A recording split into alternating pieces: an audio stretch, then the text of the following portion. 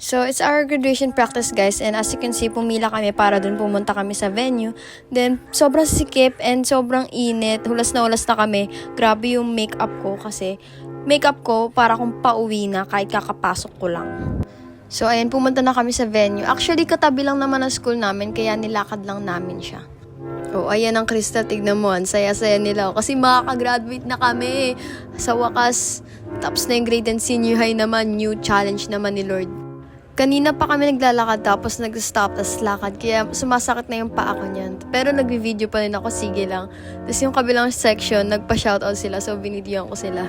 Tumutugtog na yung ano! Tumutugtog na! Narinig ba na? Narinig na! Ayun na! Narinig na siya guys! Narinig na guys! Tumutugtog na guys!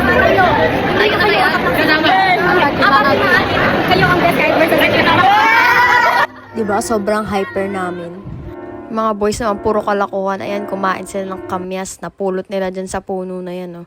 Sa sobrang gutom, pati kamyas pinagtripan. Tapos ayun, nandun na kami malapit sa stage. And then pumila kami. O, ayan yung mga friends ko. O, ayan ang hyper ng Crystal. O, tapos may nag-ano ng teacher sa amin. Pinagalitan kami. So, after namin mag-practice, kumain muna kami. Kasi gutom na kami, be. O, diba? Food trip kami niyan. Baliw. Gutom na talaga kami. Tignan mo itsura namin, oh. After ng break namin, ayun, full church na kami. Tapos round 2 ulit ng practice. Tapos nag-retouch ako saglit. Kasi sobrang pawis ko na.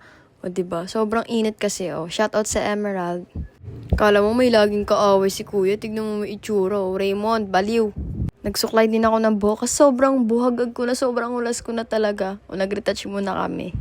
Ito naman itsura nitong gusto na umuwi. Di ko alam kung inaantok o nagre-relapse, eh. After many hours, natapos na rin yung practice namin. Patapos na kami niyan, pauwi na kami sa wakas. Talaga naman, after ng many hulas, natapos na din yung first practice namin. Siyempre, tuwang-tuwa ang Crystal dahil uuwi na kami at natapos na rin sa wakas. Makakatulog na kami. Para kaming mga batang nag-field trip, oh. Tignan mo yung mga itsura namin, nakapila pa kami. Tour guide yarn. Tapos, after ng practice, umuwi na ako agad. Tapos, dumiretso na agad ako ng higa.